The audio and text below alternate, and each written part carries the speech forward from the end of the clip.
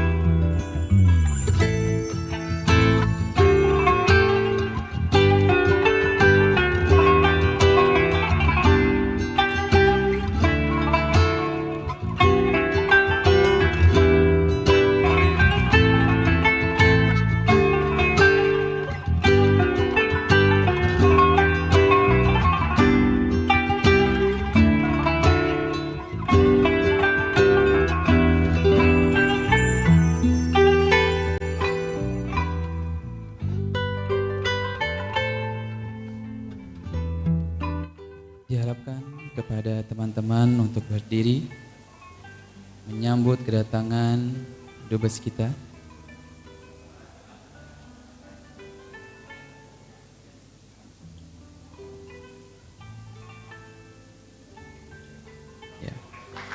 Ladies and gentlemen, please welcome the Turkish Ambassador to Indonesia, Professor Dr. Talip Kucukcan.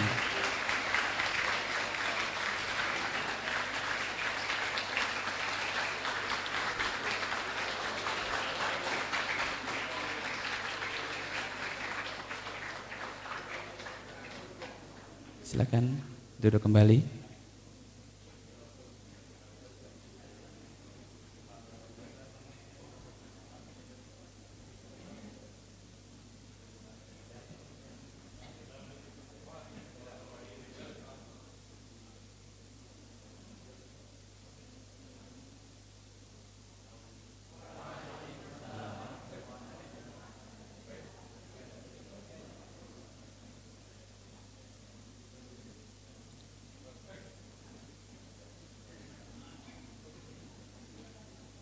Bismillahirrahmanirrahim.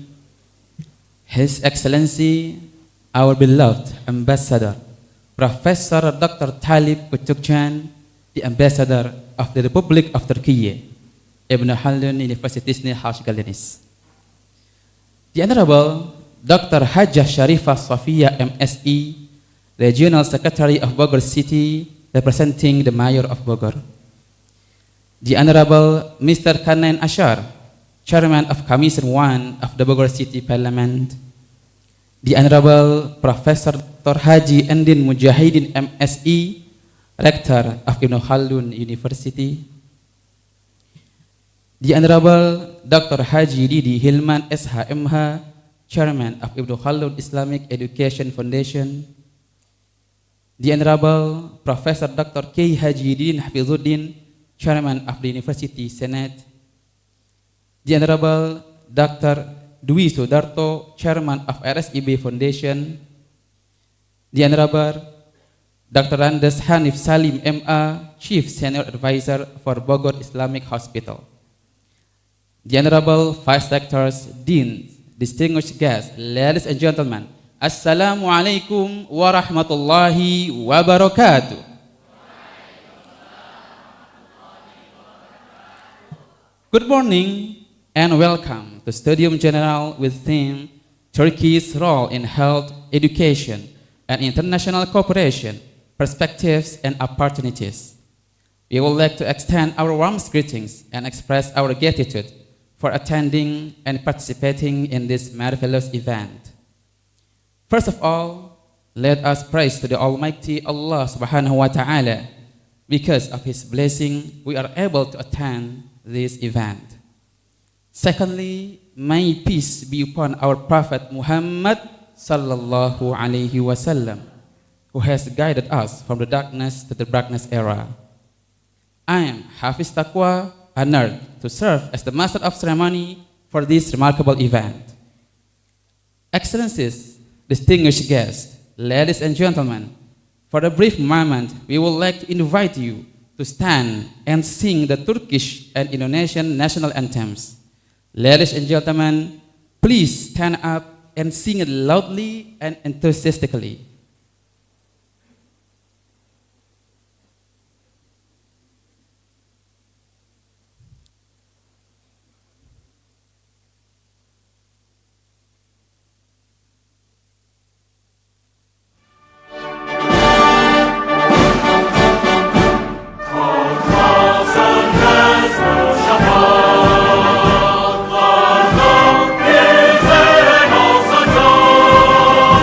Semenele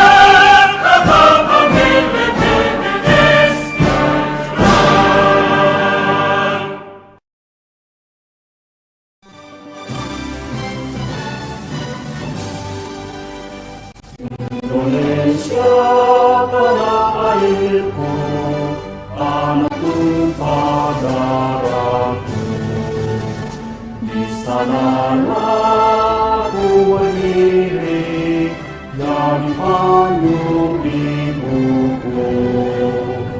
Indonesia kebangsaanku, bangsa dan tanah airku. Marilah kita bersatu, Indonesia bersatu. Hiduplah tanahku, hiduplah negeriku, bersatu rakyatku semuanya. Bangunlah jiwanya, bangunlah badannya, untuk Indonesia Raya. Indonesia Raya, merdeka, merdeka, tanahku, negeriku yang ku cinta. Indonesia Raya, merdeka, merdeka, hiduplah Indonesia Raya. Indonesia Raya, merdeka, merdeka, tanahku, negeriku yang ku cinta. Indonesia Raya, merdeka, merdeka, hiduplah Indonesia Raya. Thank you. Please be seated now.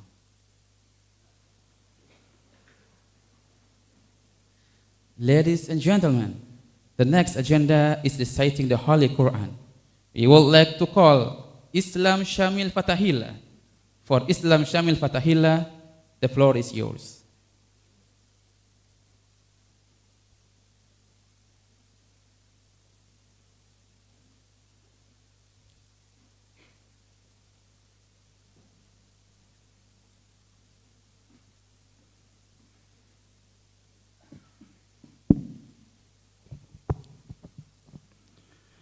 Assalamualaikum warahmatullahi wabarakatuh.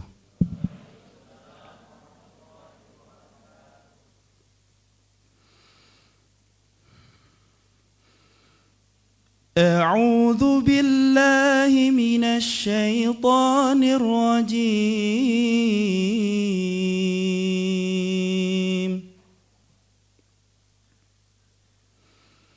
بسم الله الرحمن الرحيم.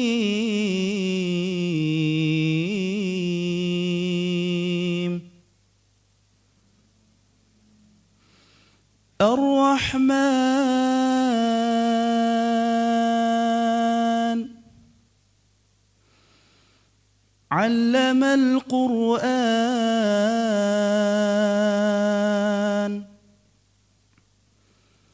خلق الإنسان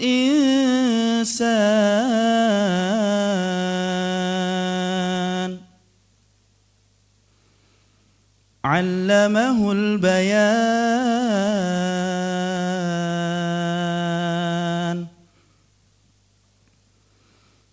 الشمس والقمر بحسبان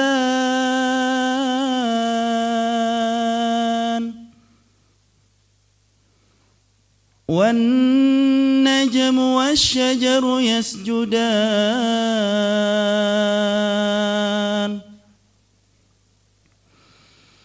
والسماء رفعها ووضع الميزان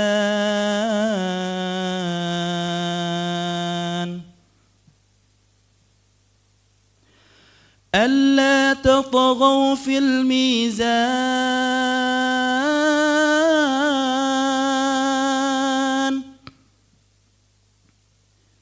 وأقيموا الوزن والقسط بالميزان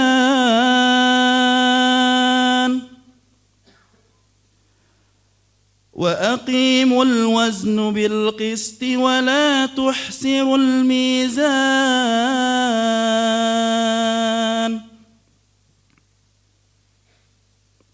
والأرض وضعها للأنام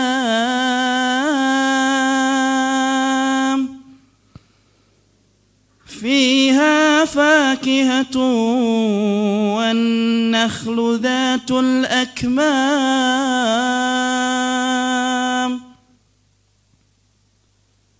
والحب ذو العصف والريحان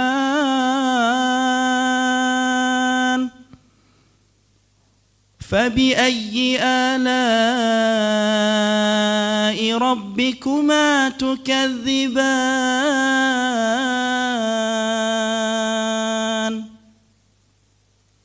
خلق الإنسان من صلصال كالفخار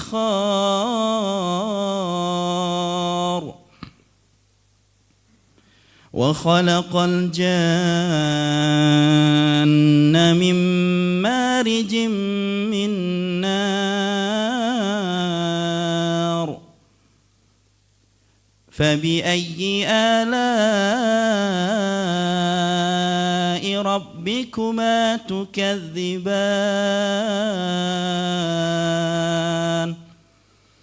صدق الله العظيم والسلام عليكم ورحمة الله وبركاته. Waalaikumsalam warahmatullahi wabarakatuh. Thank you very much for the beautiful recitation. May we get blessing and guidance from Allah subhanahu wa ta'ala. Amin. Now we move to the next agenda. The first welcoming speech will be delivered by the Rector of Ibnu Khaldun University, Professor Dr. Haji Andin Mujahid MSE. To Professor Andin Mujahidin, time is yours.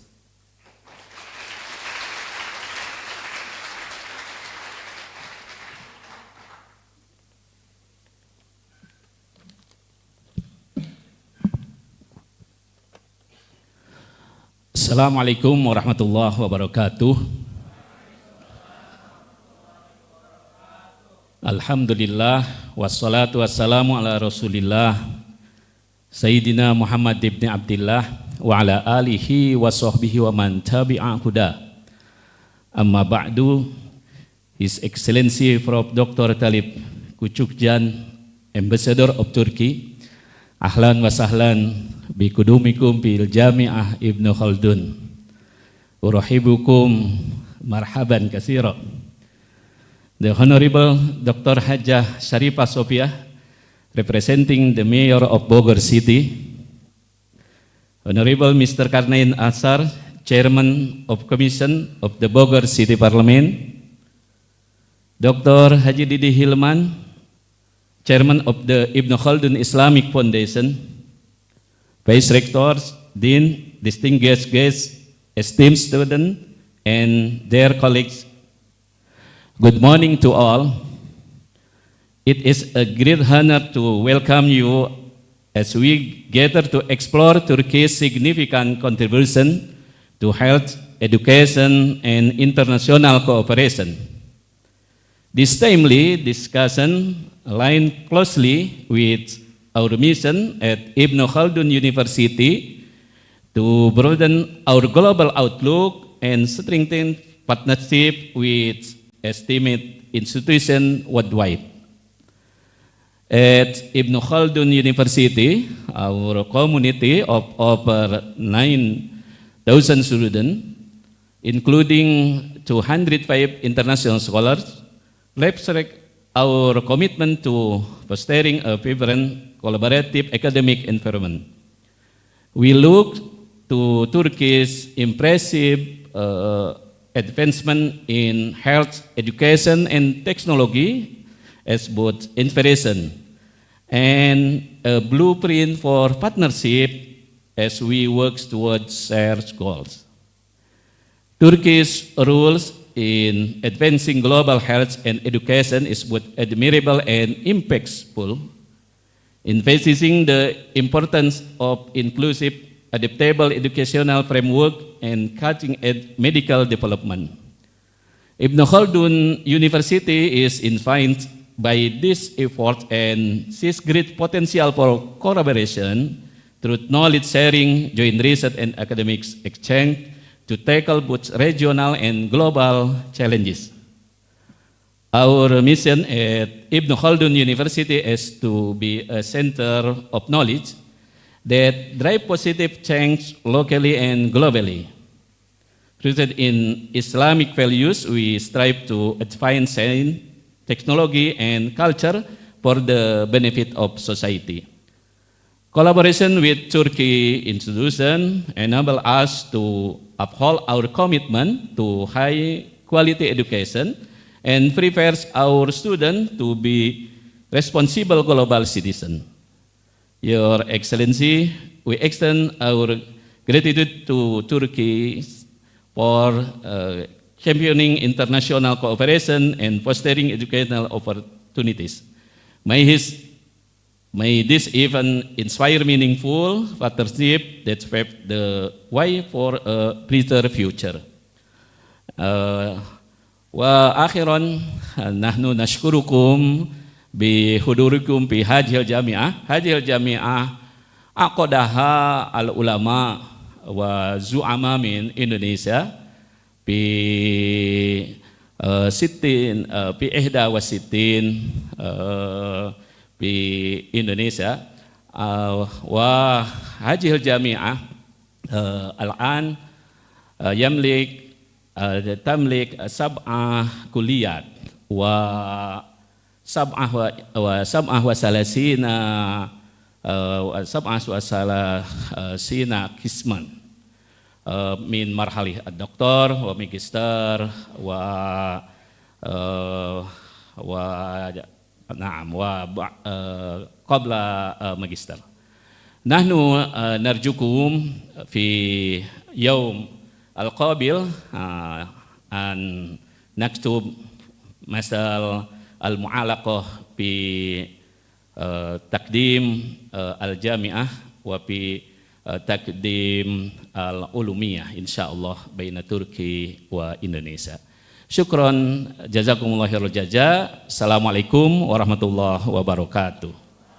Waalaikumsalam warahmatullahi wabarakatuh. Thank you very much, Prof. Andin Mujahideen, for the very warm welcome.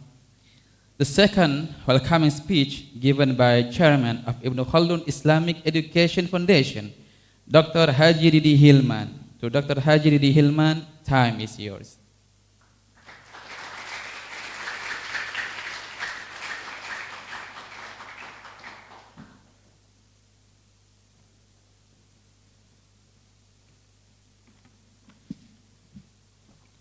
Assalamualaikum warahmatullahi wabarakatuh. Bismillahirrahmanirrahim. Alhamdulillahirabbil alamin. Wassalatu wassalamu ala asrofil anbiya'i wal mursalin wa ala alihi wa ashabihi ajmain, amma ba'du. His Excellency Professor Dr. Talip Kucukcan, the Ambassador of Turkey to the Republic of Indonesia, welcome. In Turkey we say hoş geldin, correct? Alhamdulillah. Miss Asya Duran from Turkey Embassy, honorable local people, representatives council, Haji Karman Ashar, SP MSI, Secretary of the Regional Administration of Bogor, Ibu Dr. Insinyur Sarifah Sophia, Head of Health Service of Bogor City, Honorable Rector and Vice Rector of Ibn Khaldun University, President of University Senate, Head of University Agencies, the Chairman of Islamic Hospital, Dr. Dwi Sudarto, all the participants and invited guests. Good morning, ladies and gentlemen, brother and sister. Thank you for being here today in the wonderful event. All praise is due to Allah, the Lord of the world, the beneficent, the merciful. May the blessing be upon our Master and Prophet, Muhammad sallallahu alaihi wasallam. Peace be upon him and his pure progeny. Amen. It is such an honor for me to speak on behalf of the Ibn Khaldun Foundation for Islamic Education. Let me begin by giving you a warm welcome to Studium Generale entitled Turkiye's Role in Health, Education, and international cooperation, perspective, and opportunities. Ladies and gentlemen, I would like to convey the genesis or a short history of Ibn Khaldun University.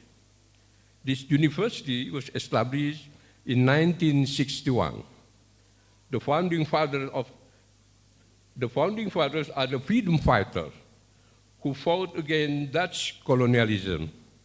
One of them is Soleh Iskandar, whose name is now the name of the street in front of this university. Soleh Iskandar was an army.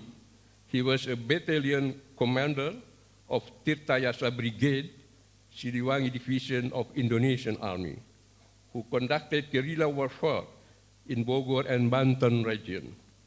He was also a member of the central leadership of the Masyumi Islamic Party, which won the 1955 election in West Java and Jakarta. Soleh Iskandar established institutions in regard to educational, health, and economic field.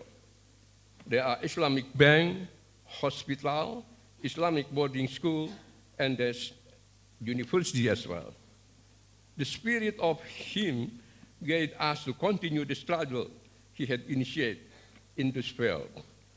And I am sure that it is not coincident to have His Excellency Professor Talip Kucukcan in this event.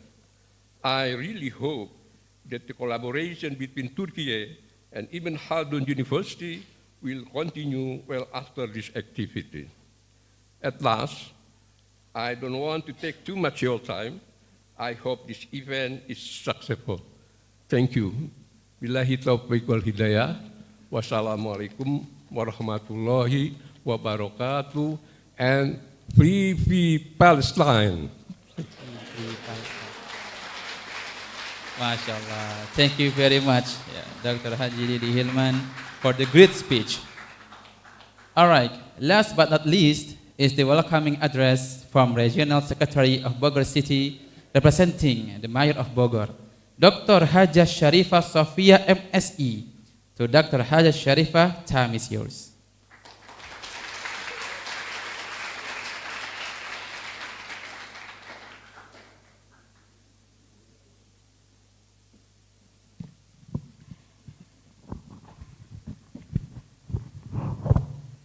Ini ketinggian soalnya Pak, saya turunin. Bismillahirrahmanirrahim. Assalamualaikum warahmatullahi wabarakatuh.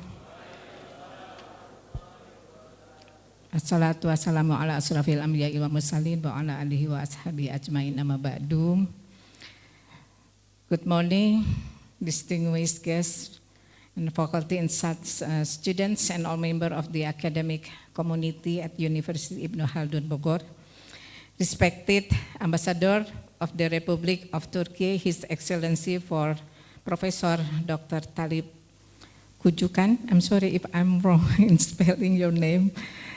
And also Honorable Chairman of Bogor Parliament, Mr. Karnain Azhar.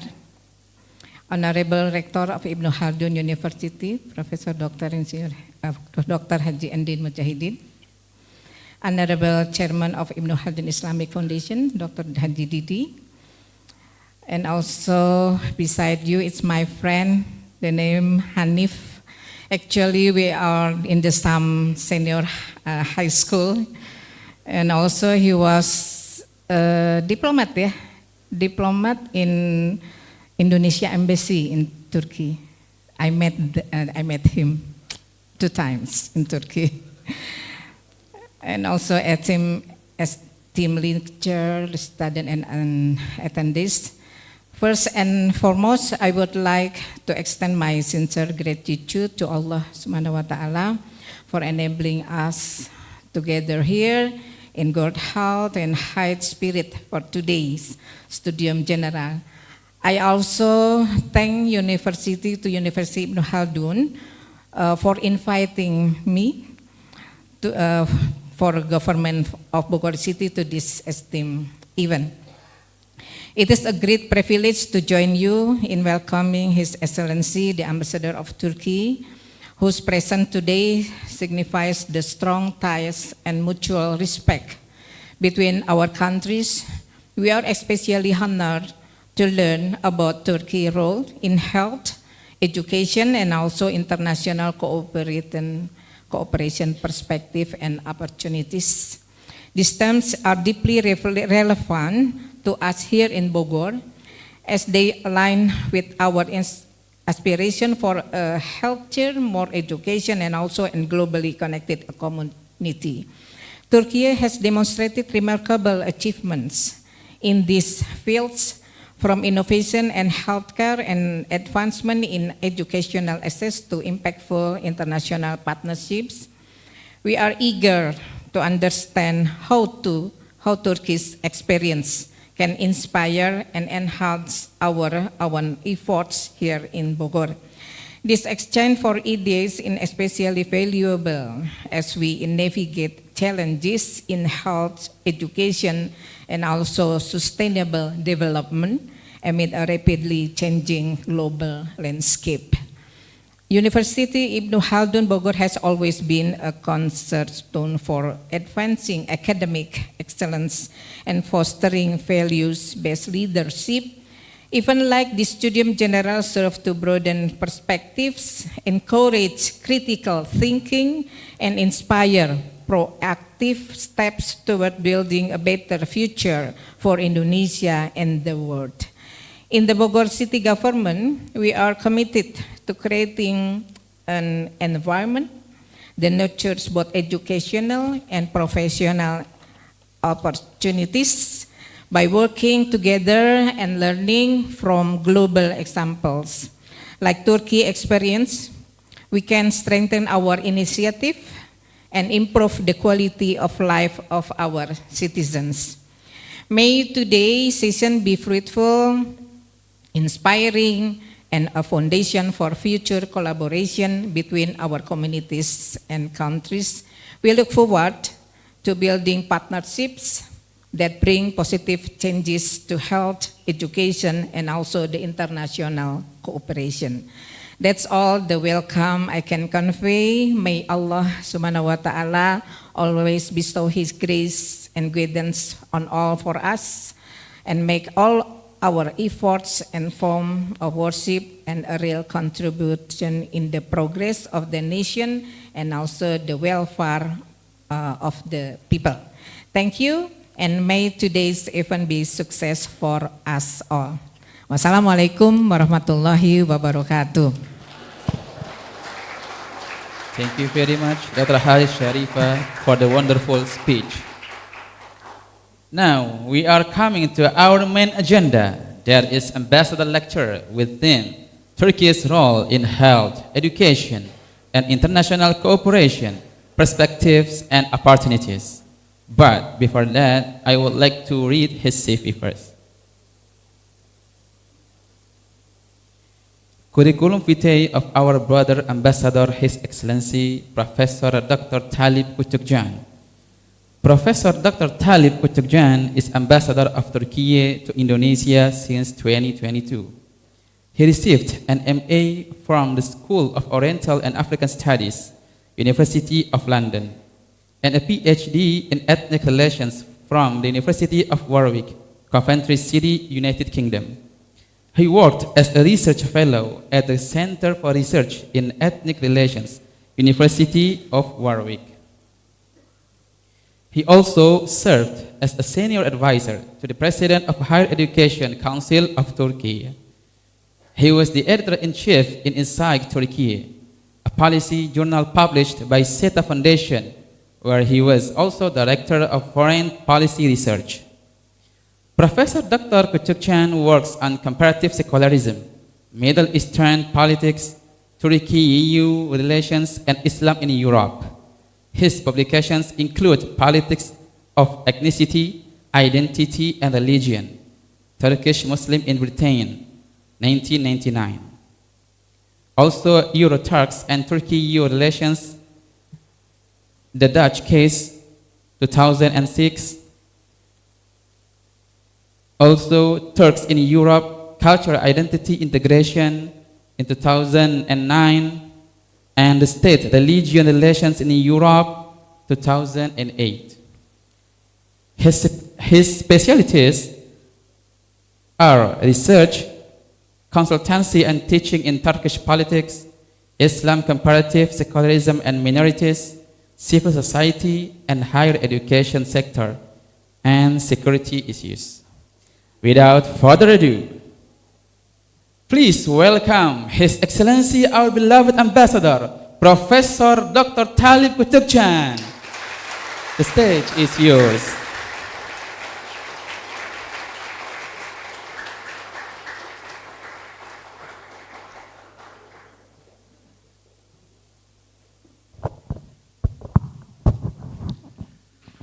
Assalamu alaikum wa rahmatullahi wa barakatuh.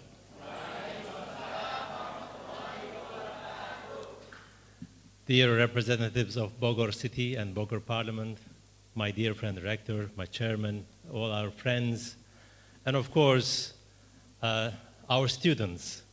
It is my pleasure to be with you today at the University of Ibn Khaldun, Bogor, for a number of reasons.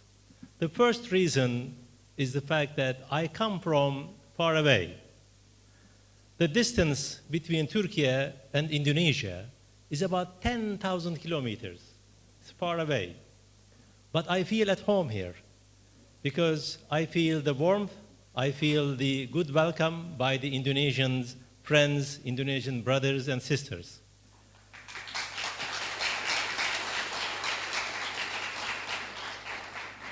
When our good brother was reading my CV, he said, I started my job here in 2022. It's been almost 2 years, but I never felt a foreigner in your country. I always felt that I am part of this society, this people. That is one of the reasons why I am so happy to be with you today. The second reason, which is more important to me, thank you very much, Mr. Rector and Mr. Chairman, for inviting me to the university. Because before I became an ambassador, I was also teaching at the university. Today, I am now meeting with students and staff. This is one of the best things that can happen to an academic who left his job behind. Because of the dynamism, because of the intellectual, I think, capacity and the renewal at the university that I feel.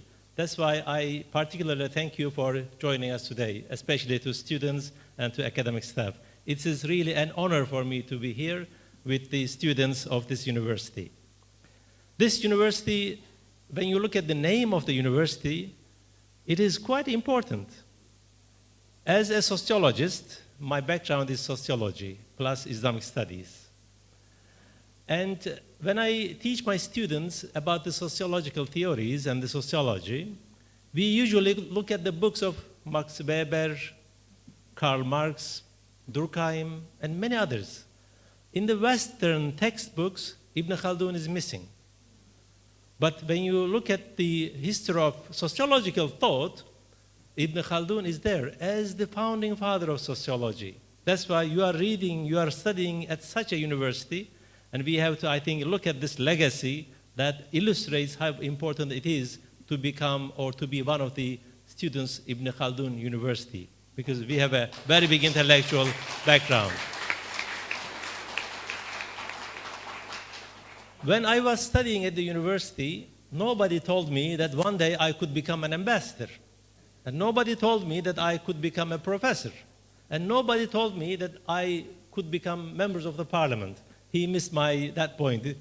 I think he didn't want to read that part of my CV. I was also a member of the parliament for some time. All these jobs requires to be strong leadership and requires to have a very good knowledge and study. That's why it is my, I think, humble recommendation and suggestion to students especially, please be prepared for the leadership of tomorrow in Indonesia. I can assure you, one day you will become ambassador, you will become a minister, you will become a businessman, you will become a professor. This is the time to study. This is the time not to lose your time and waste your time. Please, while you are at this prestigious university, just make your time and be more persistent, because the world needs you. Why? Indonesia is the biggest Muslim country. You have more responsibilities than any other nation in the world because you are the biggest. That means if you are biggest, your shoulders will have more and more weight to carry. I think this is an important point because we are living in a challenging world. That is where I will come to my speech, especially how Turkey can address some of the challenges that we face today. Next year, we are going to celebrate the 75th anniversary of the beginning of diplomatic relations between Indonesia and Turkey. But when we look at the history of our relations, it did not start 75 years ago. The relations between people of Indonesia and people of Turkey have started much earlier. Since the 16th century, we have some sort of relationship. When the sultans in Aceh sent a delegation to the Ottoman Empire for military assistance, that's how our relations started. We also learned that the Turks actually learned spice from Indonesians. Before that, I don't think we had spice in our food, but since then, we are using spice, but not as hot as yours. And in 1881, I jump a little bit of centuries. In 1881, the Ottoman Empire opened a consul general in Batavia, in Jakarta. And this consul general's office was open until 1918, until the fall of the Ottoman Empire. You can see how close we are, how well established the relations between us. That means we have to revive this legacy. That means we have to be much closer to each other. This is the reason why I came here, because I believe that the friendship between Turkey and Indonesia is so strong. And in the future, as two big Muslim nations, big countries, we can address some of the challenges together. Together, we are going to be much stronger, of course. You are the biggest nation in Asia, and Turkey is very close to Europe. Especially when you look at the Turkish map, it is actually like a bridge between Europe and Asia. I consider myself Asian, not European. Some people say Turkey is part of Europe. Yes, Turkey is part of Europe, but also at the same time part of Asia. I think that gives Turkey a special importance because of the experiences, because of the interactions between Asia, Middle East, North Africa, and also Europe. Today, Turkey would like to become a member of the European Union. Although we are not full members, the process that required certain changes in our laws and regulations made Turkey more stronger, more modern. In many ways, we have elevated, we have increased the quality in health services, in education, in infrastructure. And today, compared to 20 years ago, Turkey is a different country. So we have seen a lot of reforms, a lot of changes in our country. That requires leadership. That requires knowledge. That requires contribution from the universities as well. Because universities have several tasks. One task of the university is to educate people, raise the new generation for the new jobs, for the new challenges. Of course, second job is serving the community, like the university hospital here, the Bogor hospital serves the community here. That university, through technological advancement, through innovation, also uses the same thing. And also science and technology. The university has also this job too. That's why education is at the forefront of everything. Because today, I think when we look at Indonesia and Turkey, one of the common things is that we have got young generations, like Indonesia. In Asia, Indonesia has the youngest generation, the population-wise. That means that is a huge potential. Human resources, what we call it human capital of Indonesia is so strong today. But how we can capitalize on these human resources or human capital? Through education. If we inculcate new skills, if we give them new skills to talented people, we will see that they will be able to move forward. That's why Turkish governments throughout the years have established several universities, and also, of course, through secondary education and also elementary education, but also universities as well. Now, I will give you some examples of what we have done in Turkey so that our young generations now can have full access to university, higher education. At every level of education is important, but the higher education is critically important because especially developing countries like us, Turkey is a developing country, Indonesia is a developing country, we need really talented and skillful human resources. Natural resources, you have abundance. You are lucky. But in order to mainstream all these resources, you need to have a very strong human resources and capital.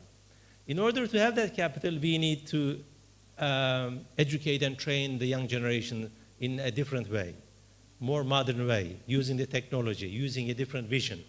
Turkey has done that. Today, in Turkey, elementary education is compulsory. You have to send your child to the school. In every corner of the country, there is a school. You cannot say, oh, there is no school nearby. There is a school nearby. If there is no school nearby, we have got services for the students. Every morning, the bus comes in front of the house. They take the child to the school, and in the afternoon, the child comes back to the school. It is provided by the government, and it is completely free of charge, no money. You don't pay any single money for the school. Of course, if you want to send your child to private school, that's a different story. Also, you can send. But overall, the percentage of primary schools in Turkey is very low. We have all state schools all around the country. So you can see everything starts right from the childhood. If you start training your kids, give them education in young ages, the future will be much brighter. Now, in every city, there is a state university. In every single city in Turkey, small or big, it doesn't matter. Whether it is in the eastern part of Turkey, whether it is in the western part of Turkey, it doesn't matter. There is a university in every city. Why? In the past, in Turkey, we had universities only in big cities, in large cities. And people used to send their kids to the large cities. That means you have to spend more money. What happens if you cannot afford sending your child to a big city? Are you going to deprive that child from the higher education? The government said, no, you cannot do that. That's why we are going to open universities in every single city. Today, everywhere, young people like you have an access to university. If they don't like the university in their home city, they can apply to a university in a different city, and they can have access to the universities. And we have seen the benefit of this. You can see providing equal opportunity to the young people, to the nation. I think this is the job of all these states. Citizens have fundamental rights that you cannot deny. Those fundamental rights, having access to education, having access to health, having access to infrastructure, this is the right of the people. That's why I think we should have this critical view as well and encourage our governments to open more and more schools, more higher education institutions. And of course, as I said, when you have more higher education institutions, especially specializing in health, medicine, technology, you will see also consequences later on. Today, Turkey has enormous technology in defense industry. 80% of our defense industry needs is met by the local production. So that means self-sufficiency in defense industry is critical. If you are free in your defense industry, you can be free in your foreign policy. You can have this, what we call it, strategic autonomy. If you don't have this power, you will be less, let's say, independent in your foreign policy decisions. And why we have this technology in Turkey? Of course, the government invested, but when we look at the human resources, we don't hire engineers from other countries for our high-tech defense industry. They are all Turkish nationals, graduated from Turkish universities. But that did not happen in 2, 3, 4 years. It took almost 30 years. You have to invest, and you will get the fruits after 20 years, 30 years. Today, Turkish defense industry is so good, that's why there are many countries who would like to buy from Turkey. Of course, The defense cooperation between Indonesia and Turkey is also quite well and well established, and in the future we will have much closer, I think, links. Also, one of the differences between Turkey and other countries with regard to this technology, health, and other issues in our cooperation with Indonesia is the fact that Turkey has always stated that we are ready to share the technology with Indonesia as a friendly country. If you buy technological instruments from many countries, they don't share the technology with you. You buy and you rely all the time. You become dependent on the technology of other countries. I think it is time to change this and then transfer the technology to each other. I am sure that there are many areas that we learn from each other, Indonesia and Turkey. And education is one area, and I think there are lots of opportunities for us to cooperate and collaborate in area of education.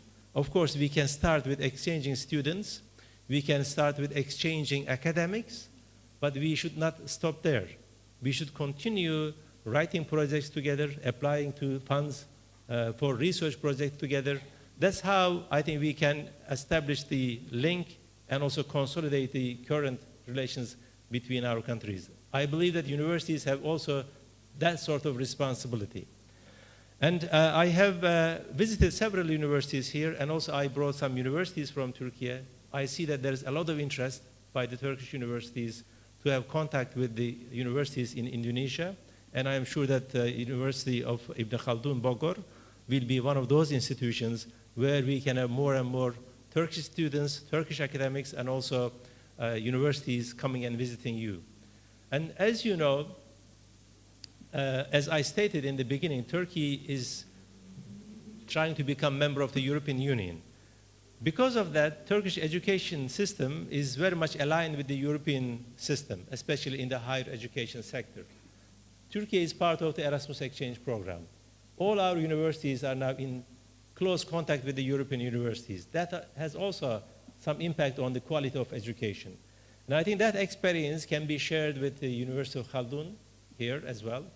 And also some of your students and staff can use these Erasmus exchange programs. These are short-term programs, but it will be very helpful to contact Turkish universities and exchange some ideas as well.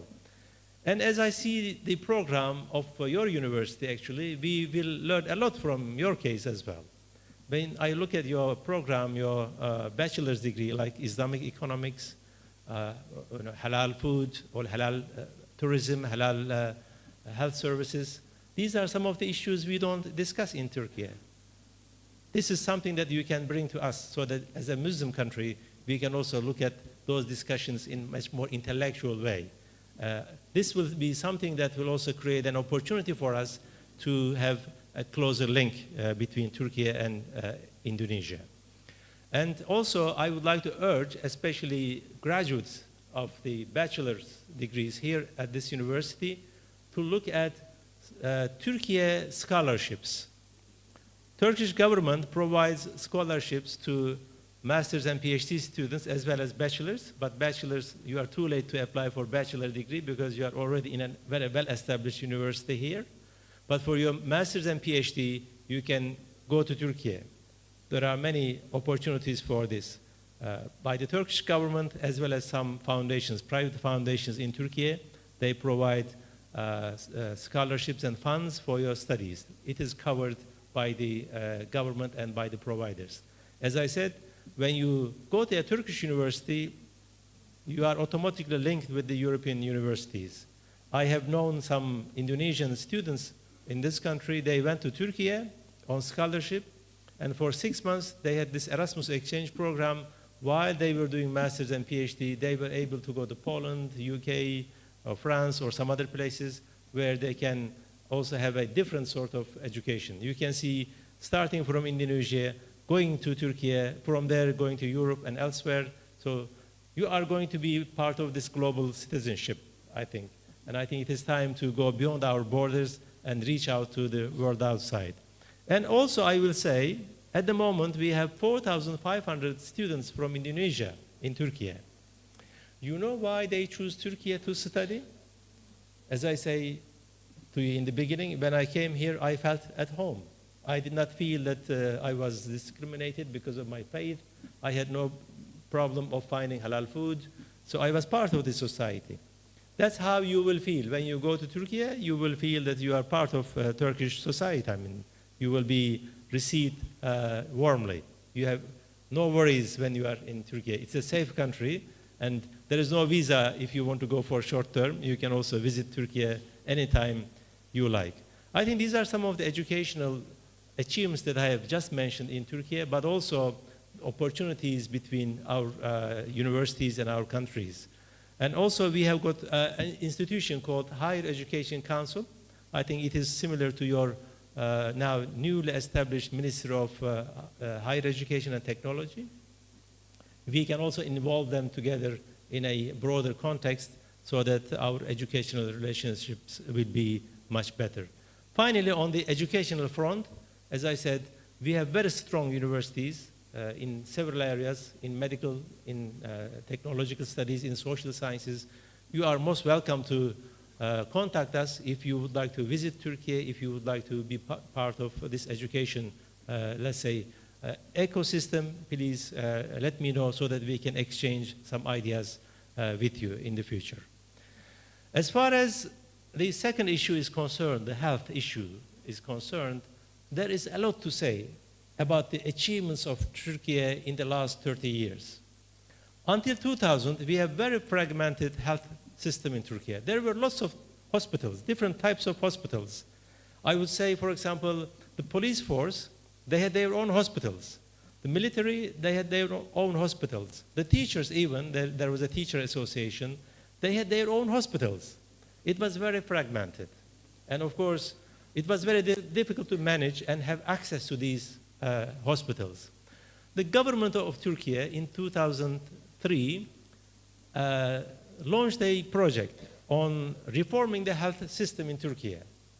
That is a revolution in our country when we look at what happened 20 years later. Again, in every major city, we have got state-of-the-art hospitals run by the state in Turkey, public hospitals. The government brought all these hospitals under the same umbrella. They said, if it is a public hospital, it must be managed by the centralized Ministry of Health. And they have started, first of all, changing the infrastructure. New hospitals, new medical equipment, new technologies. They are all integrated into the state system in Turkey. If you want to have a very high-tech examination in Turkey, you can have access to that equipment in 2 weeks' time, in 3 weeks' time. During my youth, when I was young, like 1980s, 1990s, you used to wait 1 year, sometimes 2 years in the hospitals to get appointment from this high-tech technological equipment, or if you want to have an operation, for example.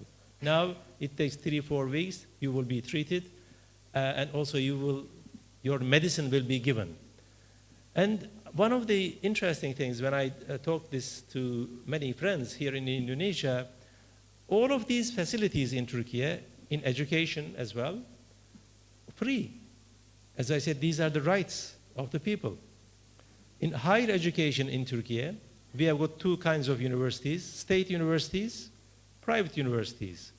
Private universities, by its own nature, you have to pay money. There's a tuition fee.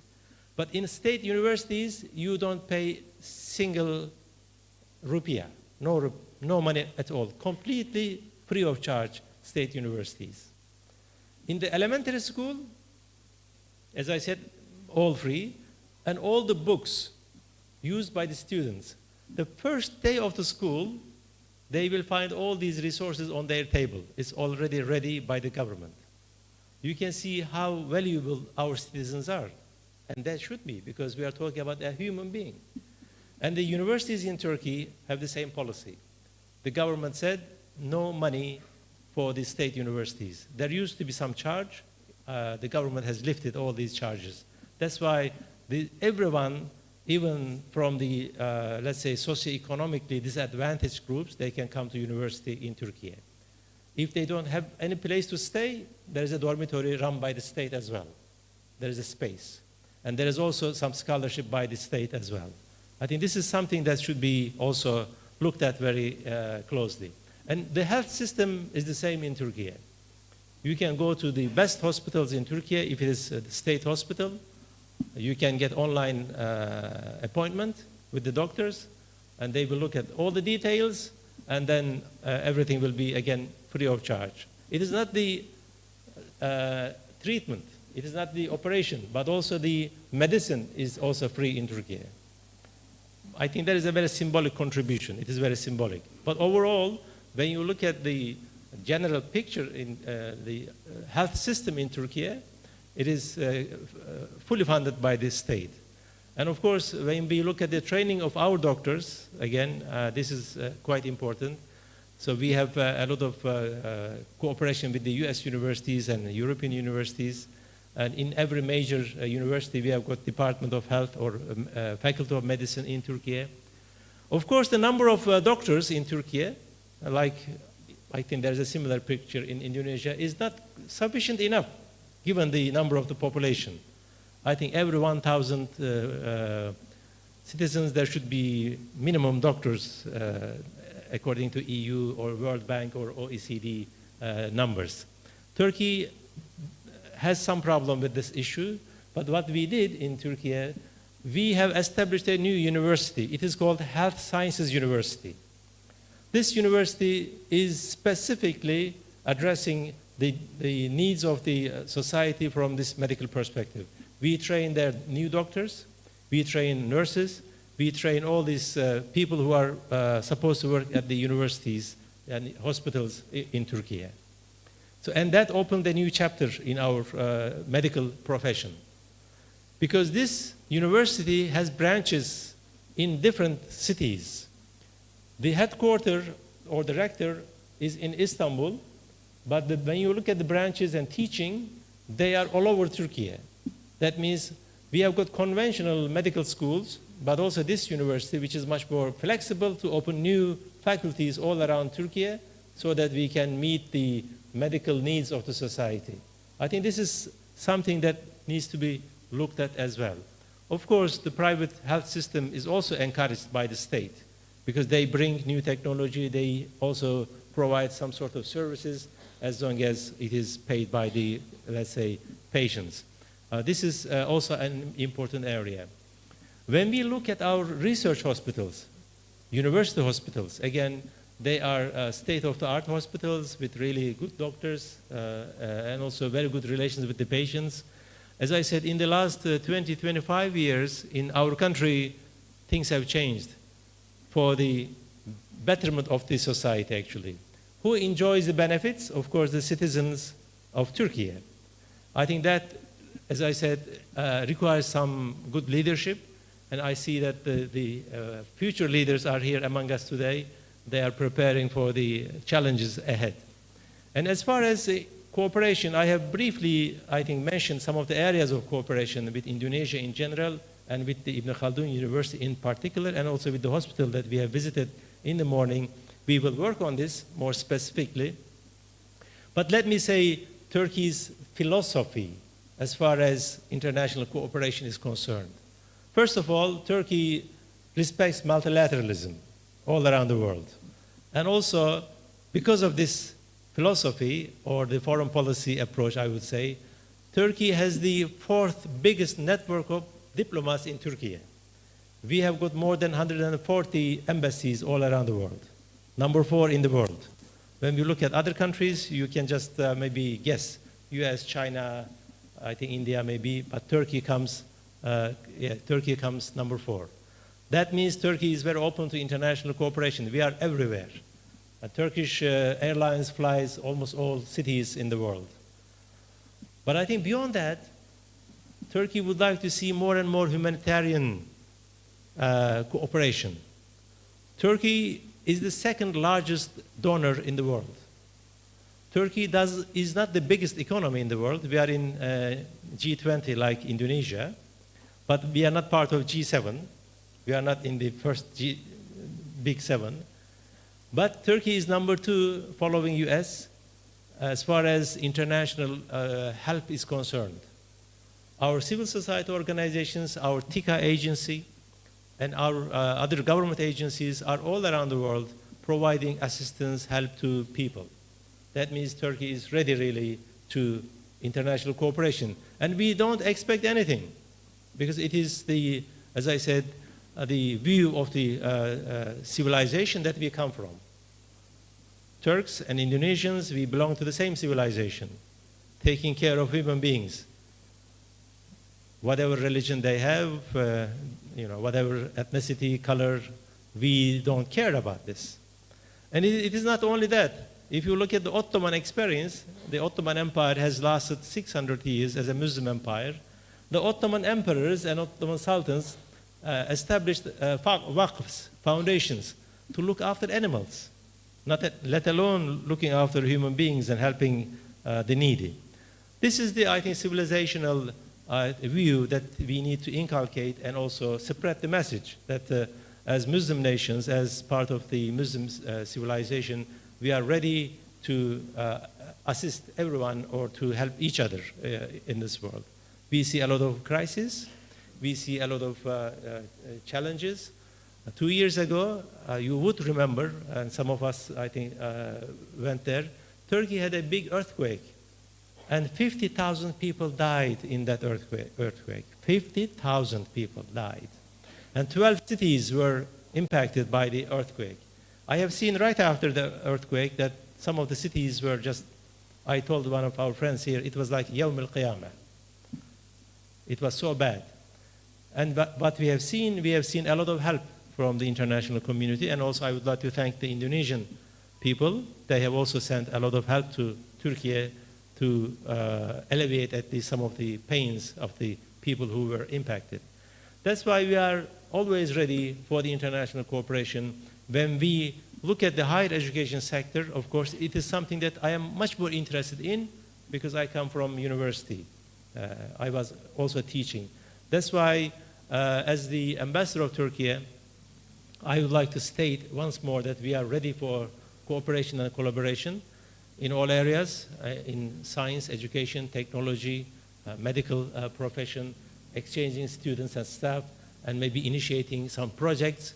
And also, now I am working on an agreement between BRIN of your country and TÜBİTAK from Turkey, so that if they sign a cooperation agreement, what we do, you apply from this side and we apply from the Turkish side for the same funding. That's why academics, scientists can come together to apply for funding. That means we can have joint research, co-research, I would say. I think that will also help communication between these two big nations. You are most welcome anytime when you are in Jakarta. Please just give us a call and we can have some Turkish tea and some Turkish coffee. Turkish tea is not very sugary. There is no sugar in it. And Turkish coffee is a little bit bitter, I can tell you, but you should taste it at least. And with these words, I would like to end my intervention here. Once more, I would like to thank all the representatives, respected guests, rector, chairman, for bringing me together with you here in this place. And I am hoping that this is not going to be my last time here. This is the first time. In the future, I'll be able to come here, maybe to your graduation ceremony, if the rector invites me. It will be very nice to be here. Once more, I would like to thank all of you. Terima kasih. Assalamualaikum warahmatullahi wabarakatuh. Waalaikumsalam warahmatullahi wabarakatuh. Thank you very much.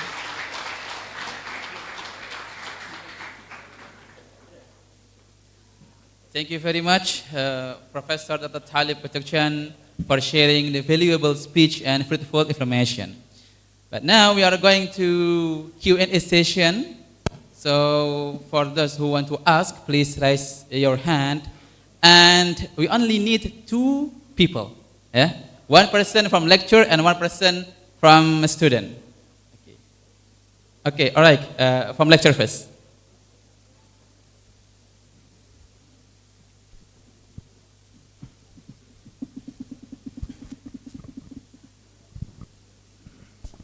Assalamualaikum warahmatullahi wabarakatuh. Our brother, His Excellency Professor Dr. Talip Kucukcan, I have only one question.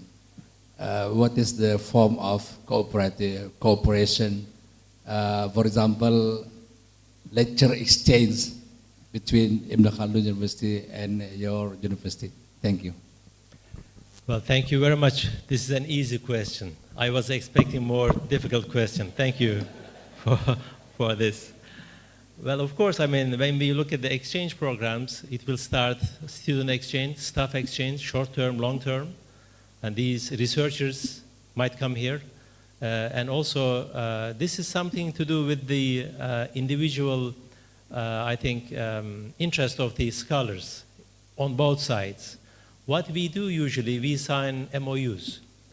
But if you don't pursue later on, MOUs remain there as a paper. Isn't that right, Mr. Rector? That is the case. That's why I encourage academics to have direct contact with the academics in Turkey. I will facilitate. If one of your staff, for example, contacts me, if he wants to do medicine, if he wants contact to do telecommunication or sociology, whatever, I will find the right connection. Then they can talk to each other, they can invite each other, and we will facilitate this. This is not a problem at all. But as the role of the ambassador is to make the bridge, then people should walk on the bridge. And I'll be very pleased to do that as well. And we have also talked about the cooperation with regard to the hospital, for example. We have got a development agency in Turkey called TIKA. TIKA provides a lot of technical help as well as some training, exchanging, and we can also mobilize these resources in order to have more cooperation. I mean, there are many areas that we can specifically talk. One area is, as you said, exchanging stuff. A Turkish scholar can come here, stay for a number of weeks or days, and vice versa. We can do that. Okay, thank you. All right, thank you very much for the answers. And the second is from a student. Okay, please, the sister who is. Okay, hello sir.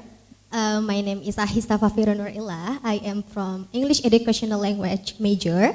First of all, I want to thank you for coming to our university, and I feel so honored about that.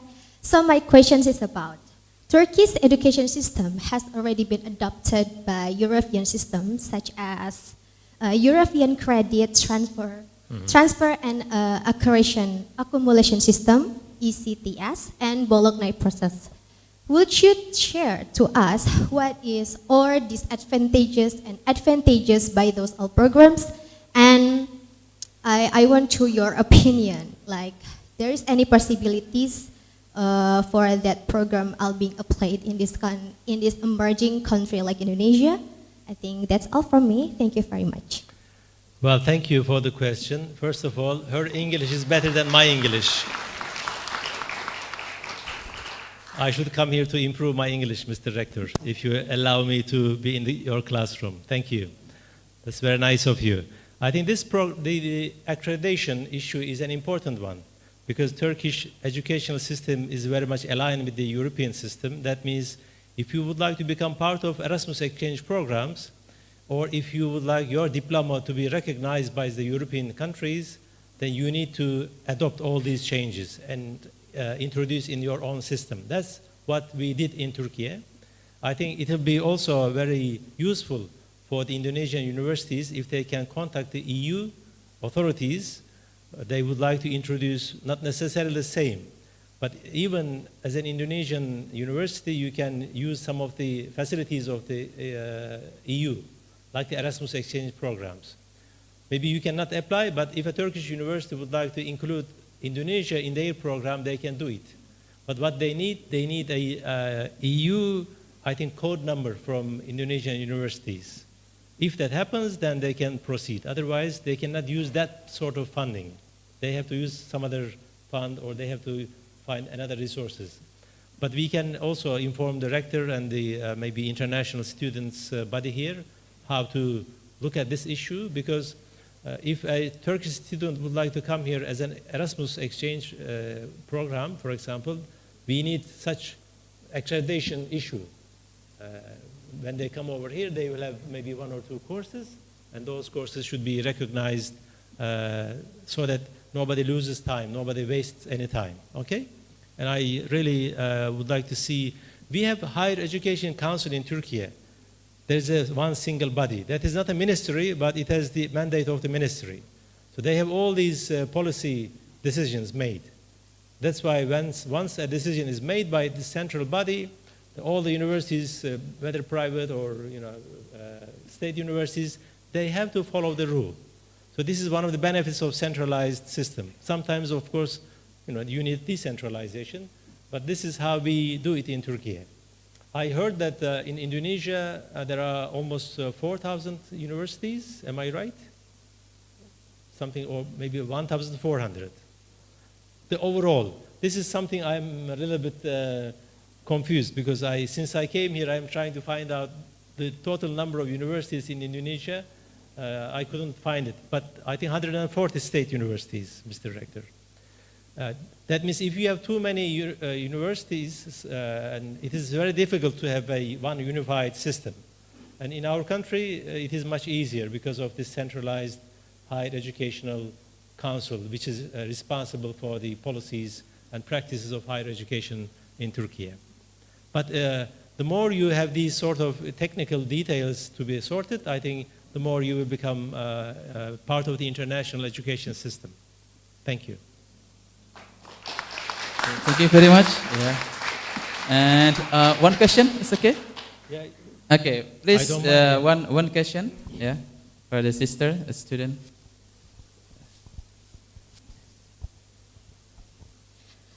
Your Excellency, sir, my name is Kanaya Sagita Jifri, and I'm an English educational student too. So my question is, what's your perspective on the growing popularity of Turkey in the international stage? And do you attribute this reason to the diplomatic successes or to the Turkey's unique inherent strengths? Okay, that was my question. Thank you so much for the opportunity. Thank you. Your English is also better than mine. Thank you. Well, that is a very difficult question that requires a new kind of lecture here, but I will keep it quite short. Of course, Turkey's posture in the world is getting more and more, I think, visible. First of all, we owe this, I think, development to a number of things. First of all, Turkey's own decisions with regard to foreign policy issues. On the Palestinian issue, for example, Turkey is very strong on the Palestinian issue. Since the beginning of this crisis, Turkey has done a lot to mobilize the international community as a member of the NATO country, which is different than many other Muslim countries. Turkey is a member of NATO, but many NATO member countries are selling weapons to Israel.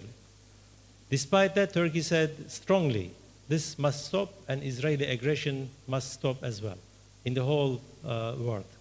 And also, Turkey is trying to become a member of the EU, and EU's position is very different than our position on this front as well. And our difference, I think, makes Turkey a little bit more unique for many people. And also, Turkey is calling for reform of the UN, United Nations Security Council, and including UN. Our president has been calling on the international leaders, saying that why the UN is, let's say, hijacked by 5 security member countries. There should be more and more people represented in the UN. Which Asian state, which Asian country is in the UN? Which African country is in the UN Security Council?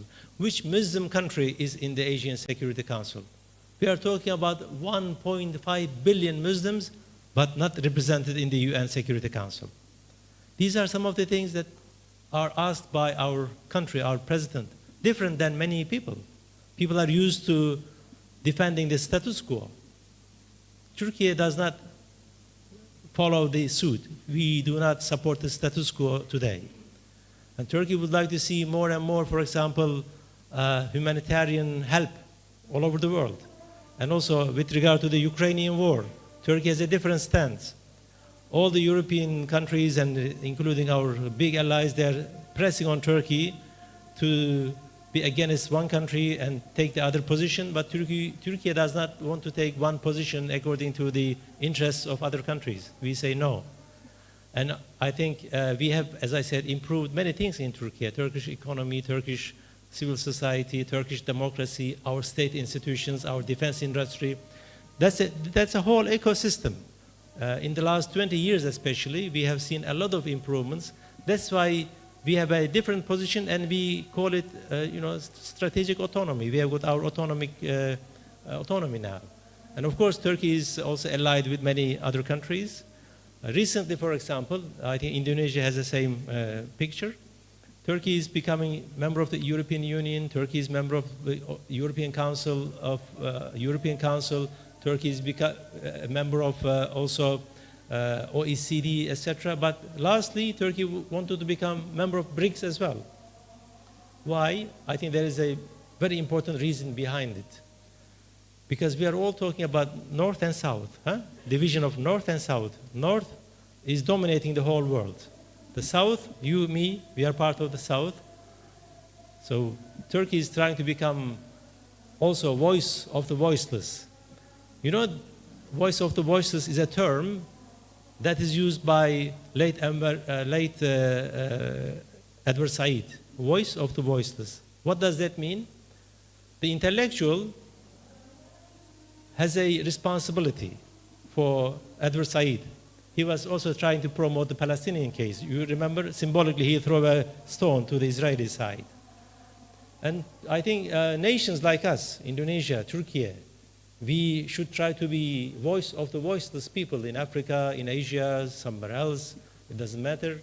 I think Turkey's position is, because of such things, becoming more and more visible in the international stage. And also, of course, when we look at other things like the cultural products of Turkey, it's all over. Turkish soap operas, Turkish film industry. I think this also makes an impact.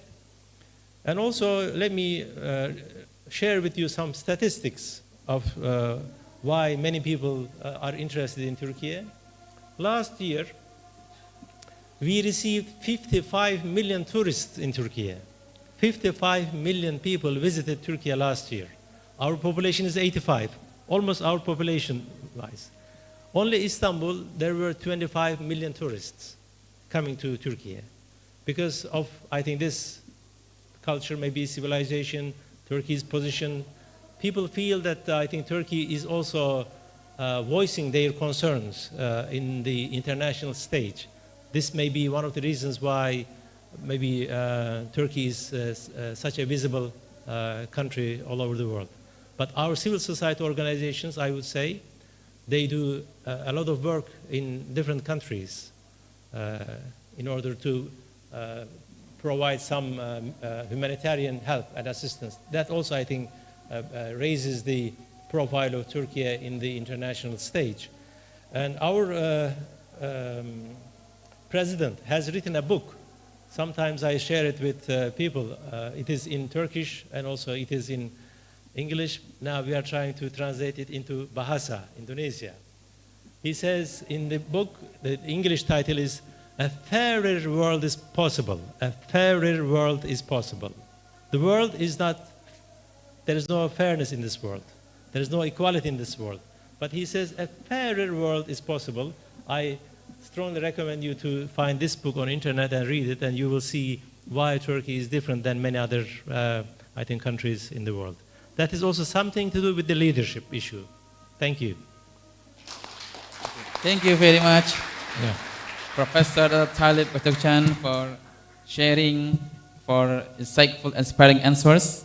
We truly appreciate the meaningful knowledge and perspective you have shared with us today. Please give him a big applause.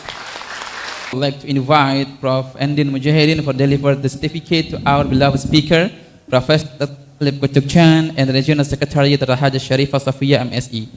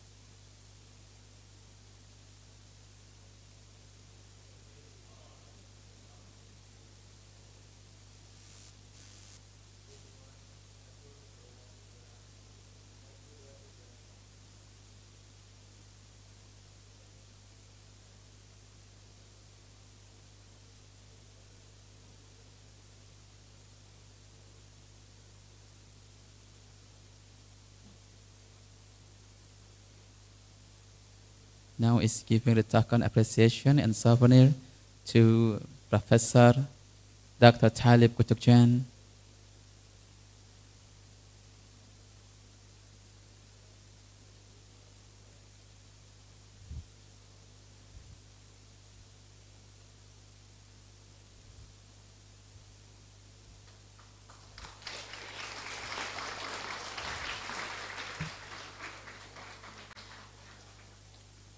Also to the Regional Secretary, Dr. Haja Sharifah Sofia, MSE.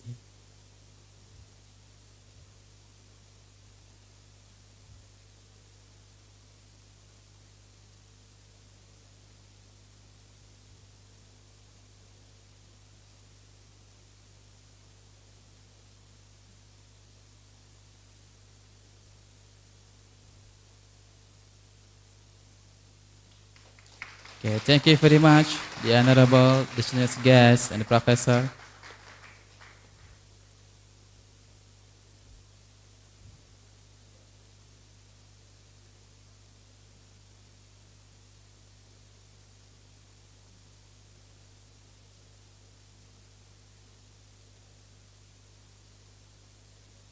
All right.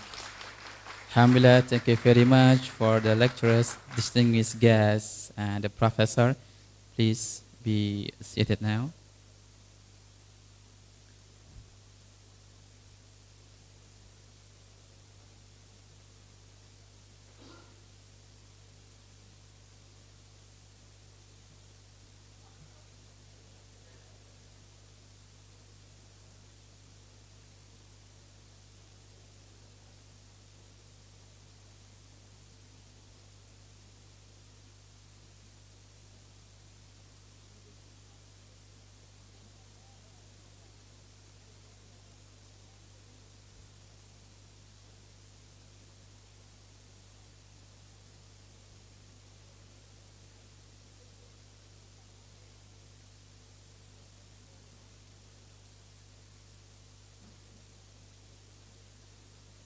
The next agenda is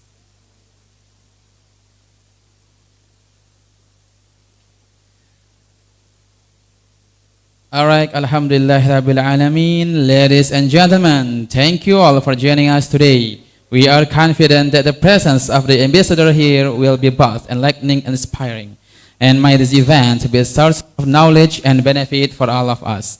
Once again, on behalf of the committee, I would like to say thank you and deeply sorry for the mistake during the event. I am Hafiz Taqwa, signing out. Wassalamualaikum warahmatullahi wabarakatuh.